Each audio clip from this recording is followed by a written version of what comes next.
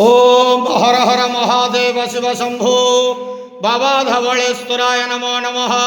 दीपं यदि परम ब्रह्म दीपं यदि जनार्दनः दीपहरति मे पापो पूजा दीप नमस्तुते।